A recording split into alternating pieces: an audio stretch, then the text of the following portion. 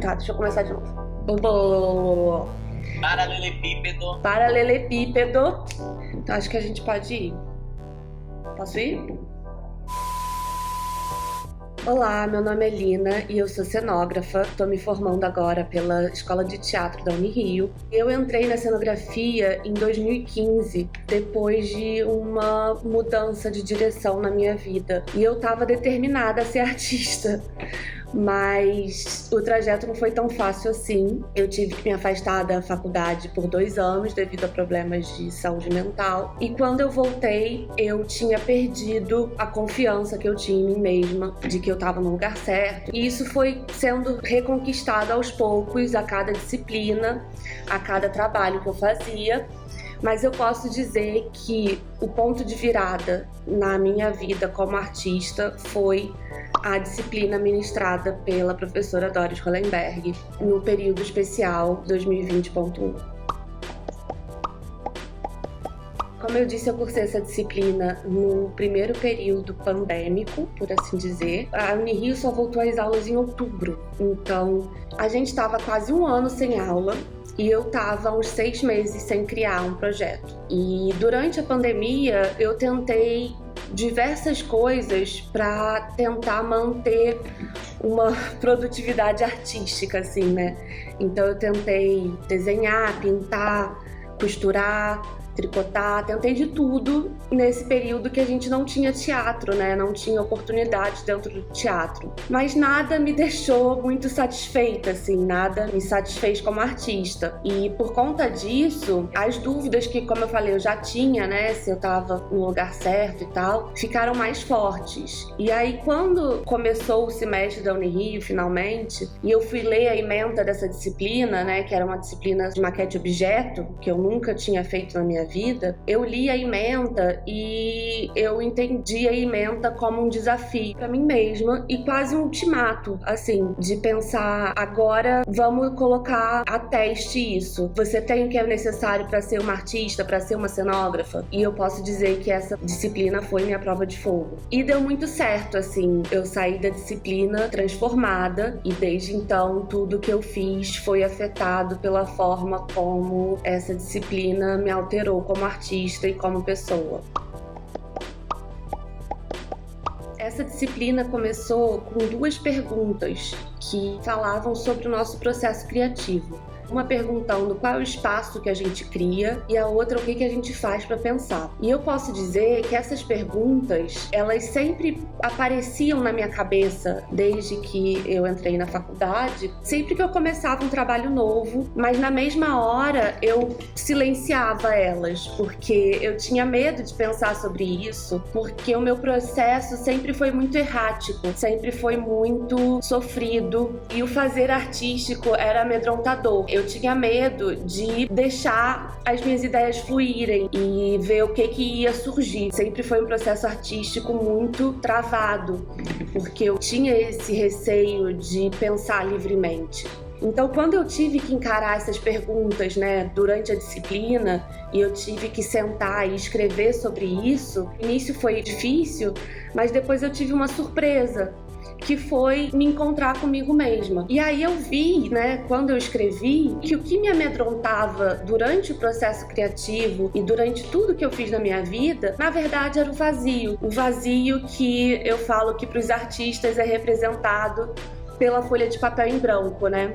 Folha de papel em branco, quando você encara ela causa muita ansiedade, causa muito medo, mas é porque é esse vazio, e é esse vazio que é repleto de possibilidades. E eu acho que era essa potência do vazio que me assustava, essa ideia de que dali pode sair qualquer coisa.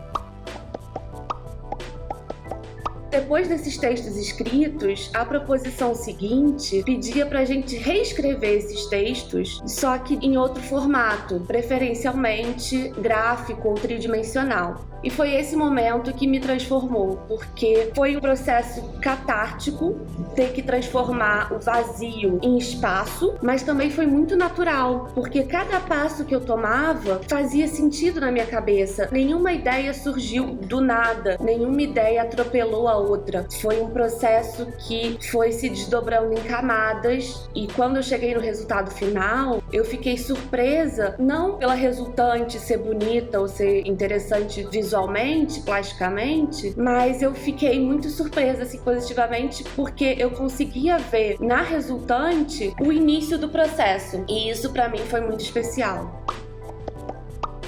Seguindo a disciplina, a gente fez um caminho contrário, que a gente revisitou um trabalho antigo, tentando entender as ideias que motivaram esse trabalho. O objetivo não era fazer uma análise crítica do resultado final, mas sim entender as motivações por trás daquele trabalho e por que essas ideias são recorrentes na nossa vida. Como eu tô falando, eu fiquei meio obcecada pelo vazio durante esses trabalhos, porque eu comecei a entender como esse vazio era importante durante toda a minha trajetória. E aí eu lembrei do último trabalho que eu fiz antes da pandemia, que foi o figurino e a iluminação para uma peça chamada Hiato. E essa peça foi um texto colaborativo que partiu da ideia da ausência. Era apenas uma ideia, um questionamento, que era como a ausência impacta as nossas vidas e relações, na forma de abandono, seja parental, seja de outro tipo, na forma de términos e na forma de lutos.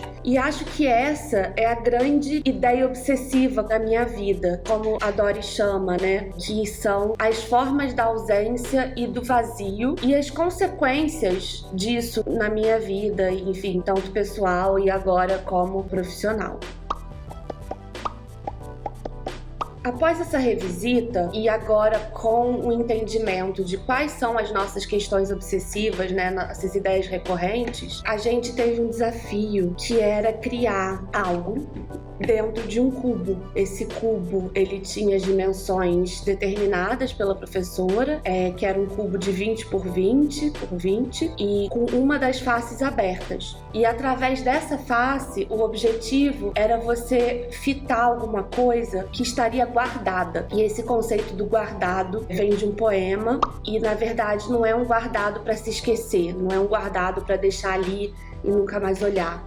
É um guardado para mostrar, é um guardado para iluminar o que está guardado. Então eu resolvi continuar com o que eu chamei depois dessas investigações sobre o vazio, e eu queria, de alguma forma, conter o vazio. Então eu parti da mesma lógica do exercício da maquete de papel, que foi partir de uma única folha em branco. E dessa vez eu peguei essa folha em branco, que tinha a mesma dimensão do cubo, 20 por 20, e comecei a tirar as partes do todo. E fui separando partes dessa folha, até que no final só sobrou um pedaço central, e esse pedaço eu omiti da obra. Então o resultado para mim foi uma obra que, ao olhar, você é encarado por esse vazio. O vazio te olha de maneira que você não pode ignorar ele. E esse era o meu objetivo.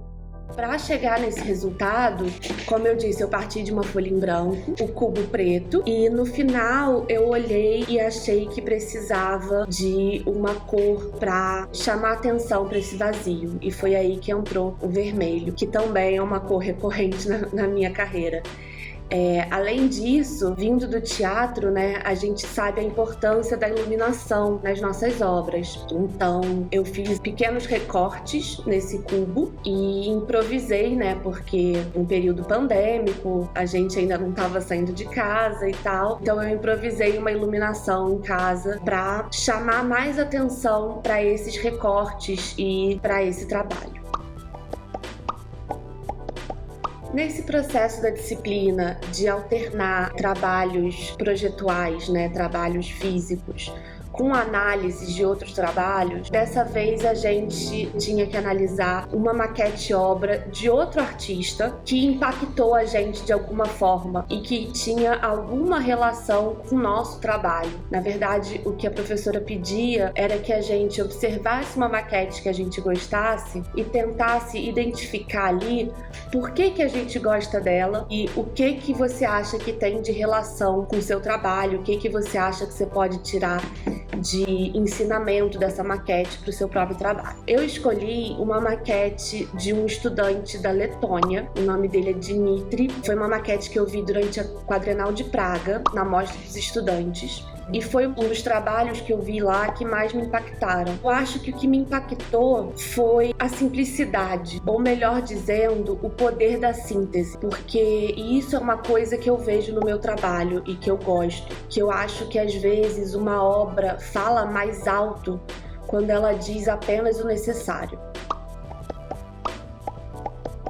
O penúltimo trabalho da disciplina foi a criação de um livro-objeto, e eu resolvi usar esse livro-objeto para reunir todo o meu trajeto na disciplina, que eu chamei de investigações sobre o vazio. Mas eu não queria que fosse um objeto que só contesse o memorial do que eu tinha feito até então. O livro-objeto, por definição, ele é um não formato. Ele é um formato que extrapola o livro, mas não mantém definido o que tem que ser um livro-objeto. A única coisa que é definida é que ele extrapola o formato do livro, que é tão conhecido da gente, né? Então, eu queria que a forma do livro-objeto sintetizasse também a minha trajetória com o vazio. E esse foi o trabalho que mais me desafiou, porque eu tinha muitas variáveis a serem consideradas.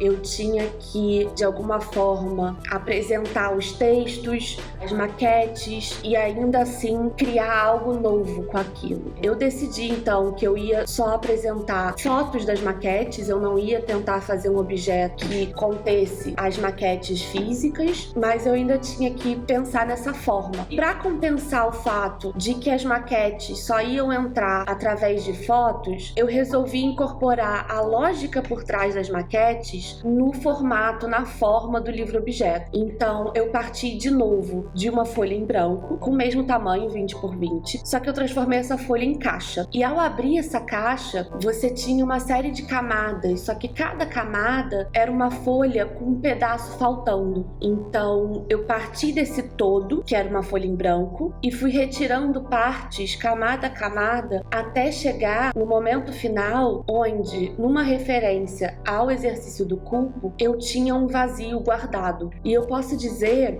que finalizar esse trabalho me fez ter outra visão de mim mesma. No final desse processo, eu estava exausta, eu não conseguia pensar em mais nada, mas eu terminei com uma certeza dentro de mim, que era agora eu podia dizer que eu era cenógrafa. Eu não dizia mais que eu era uma estudante de cenografia. Quando eu percebi que eu consegui pegar um texto autorreferente, muito pessoal, que falava sobre as minhas inquietações e consegui transformar isso num espaço tetradimensional, eu me vi como artista e me vi e entendi pela primeira vez o meu processo lógico. O que faz sentido na minha cabeça, o que faz sentido para mim é transformar ideias em espaços. E isso me fez ter a certeza que eu sou cenógrafa, né? Porque a cenografia é o desenho do espaço, o desenho da cena. E quando eu consegui partir de um texto que não tinha nada a ver com cenografia, que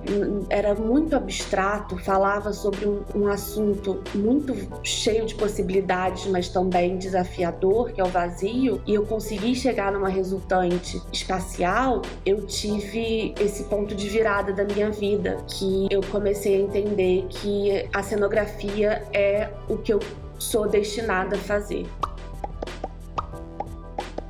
O último trabalho da disciplina era pra gente criar uma maquete objeto. Como eu disse, eu estava muito cansada depois do trabalho do livro-objeto. Mentalmente, eu não sabia para onde eu iria. Eu tinha acabado de terminar um processo importante e eu vi ele como um processo concluído, como algo que eu já tinha terminado. Então, quando eu fui para esse novo trabalho, eu resolvi começar um novo processo. Foi uma dificuldade inicial porque como eu disse, eu estava mentalmente e criativamente exaurida. Então, o que eu fiz foi retornar ao meu livro favorito, que se chama As Cidades Invisíveis, do Ítalo Calvino. E nesse livro, a cada releitura que eu faço, eu descubro uma coisa nova sobre mim mesma. E dessa vez, essa releitura que eu fiz, eu me propus um desafio, que era, a partir dessas cidades que ele descreve, que na verdade são facetas da experiência humana, são metáforas para as experiências humanas, eu selecionei algumas cidades e eu tentava tirar questionamentos não só sobre a vida, mas também questionamentos sobre a cenografia.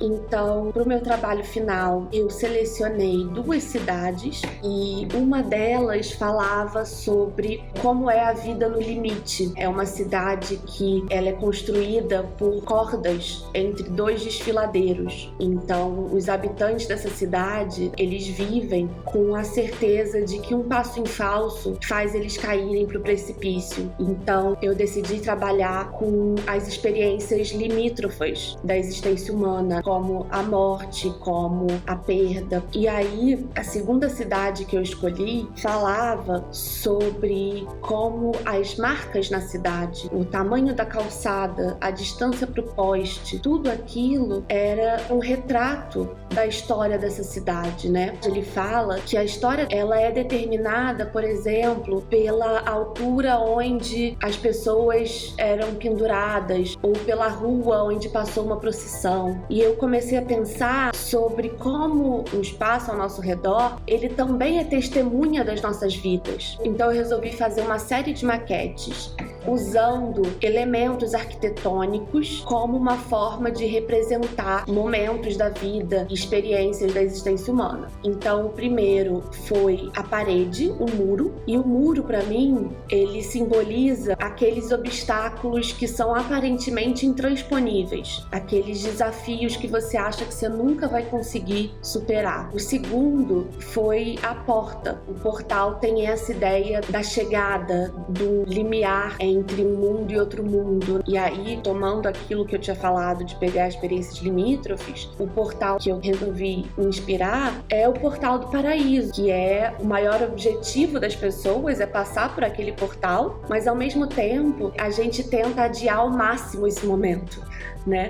A nossa vida toda consiste em adiar ao máximo esse momento, mas fazer de tudo pra gente chegar lá. Então, eu tentei trabalhar com essa contradição. A terceira maquete, eu usei a ponte, que traz uma ideia de passagem, de travessia, de união de 2 lugares muito diferentes. E quando eu resolvi fazer a maquete, eu usei o palco italiano, porque nessas maquetes eu também decidi que cada maquete eu ia usar um espaço cênico diferente. Só que eu coloquei só a ponte no palco, mas o lugar da chegada e o lugar da partida, eles estavam escondidos no infinito da coxia. Então, com isso, eu busquei trazer atenção para a travessia e não para onde a gente vai, mas sim por esse momento de passagem. E a última maquete, quando eu terminei a ideia para essas 3 maquetes, usando 3 espaços cênicos clássicos, que é a arena, o corredor e o palco italiano, eu senti que estava faltando um elemento arquitetônico que é muito importante para mim, que é a escada. Porque ao contrário do muro,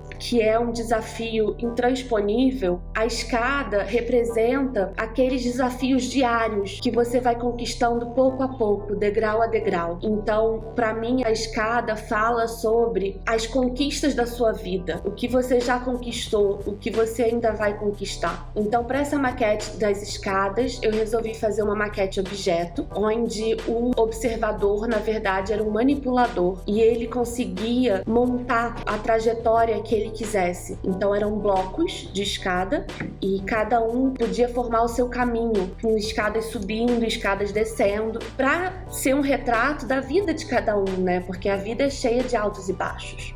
E eu terminava essa maquete com um questionamento, que era o seguinte: eu falava, e se cada escada representasse uma conquista da sua vida? E se cada conquista da sua vida fosse simbolizada por uma escada? Para onde as suas conquistas te levam?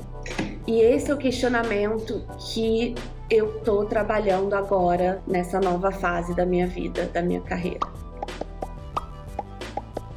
Então essa pergunta, ela ficou comigo muito depois de eu terminar o trabalho. Eu não conseguia esquecer essa pergunta. E agora, no meu TCC, eu tô tentando responder essa pergunta de algumas formas. Depois dessa disciplina da Doris, muita coisa mudou em mim como artista. Eu passei a entender que eu tinha uma voz como artista e que essa voz tinha um lugar no debate artístico. E eu acho que esse entendimento é essencial para qualquer artista, mas principalmente no início da sua carreira. Entender que você tem um lugar, né, no pensar artístico. Então, essa disciplina foi o começo de uma nova fase. E eu queria continuar com mais investigações. E eu levei essas investigações para além da disciplina de modelo reduzido. Até em matérias teóricas, por exemplo, eu sempre tentava resolver com maquetes, porque para mim, outra coisa que eu entendi é que eu entendo melhor os meus próprios pensamentos quando eu transformo eles em espaço. É como se depois que eles estivessem materializados naquele espaço, eu conseguisse entender finalmente o que eu queria dizer com aquilo. As coisas ficam muito mais claras para mim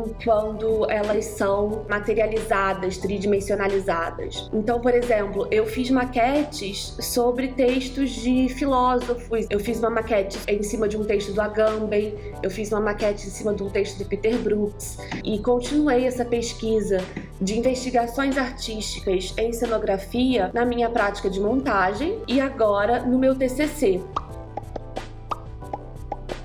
No meu TCC, eu estou pesquisando investigações artísticas autorreferentes em cenografia.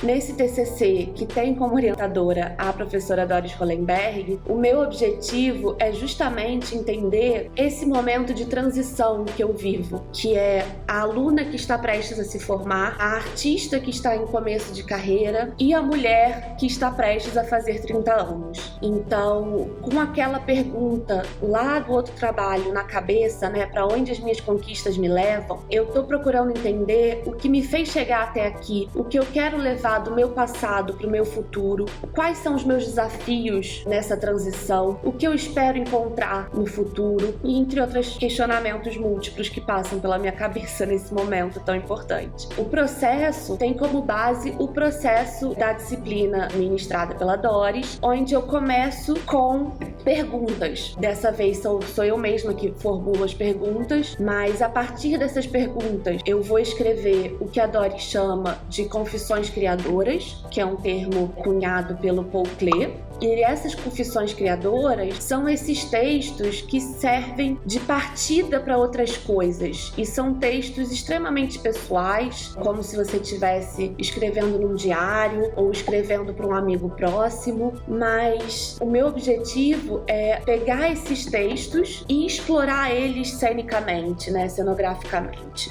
Paralelamente ao TCC, eu estou fazendo o meu primeiro projeto de cenografia em 2 anos para teatro. E eu acho que quando eu penso aonde eu estava 2 anos atrás e onde eu estou agora, o que ficou comigo de mais importante dessas disciplinas é apreciar o meu processo criativo e entender que esse processo, na verdade, é uma grande conversa. Seja comigo mesma, quando é um trabalho autorreferente, um trabalho de um projeto pessoal, e quando é um trabalho de teatro, né, que é uma criação coletiva, esse processo criativo, na verdade, é uma conversa que você tem com você e com os outros. E é dessa conversa que surgem as ideias. E eu acho que, voltando lá ao que eu falei bem no início, que eu tinha medo de confrontar aquelas perguntas feitas pela Doris, porque o meu processo era errático, era sofrido. Agora eu posso dizer que o meu processo, ele é muito mais natural, até fácil de uma certa maneira, porque eu não temo mais as ideias que me aparecem, as ideias que surgem na minha cabeça. E eu acho que a única maneira de continuar criando é deixar essas ideias surgirem, porque é nessa conversa que as ideias aparecem.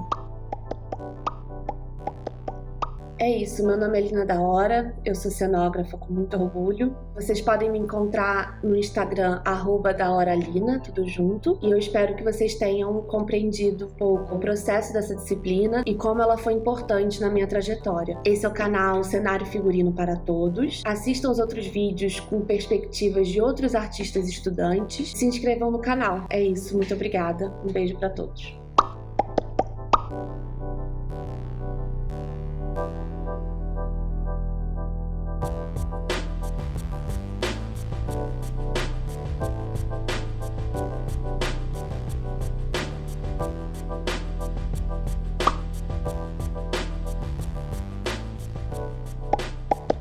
Pronto, acho que foi. Corta essa última parte.